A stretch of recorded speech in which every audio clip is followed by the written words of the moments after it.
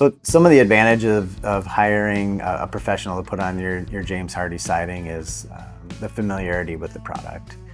For a typical homeowner to do the project, it's going to take a little longer. They might not be aware of some of the intricacies that come along with a James Hardie install. There's a very specific set of installation guidelines that need to be followed so that your warranty is in place. The other thing to consider is time.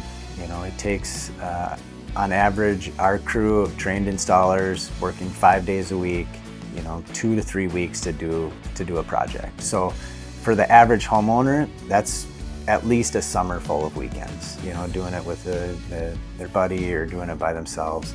There are some special tools that are required. There's special blades, saw blades for cutting it.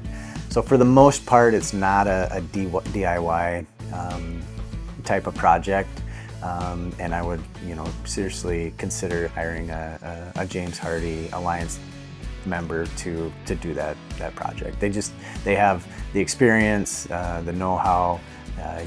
You're going to make sure that your warranty is in place, and then a reputable contractor will have a labor warranty so that if they did do something improperly, then that warranty would pick up that portion of that. So doing it yourself maybe sounds good, but this is really a project that should be left to a professional.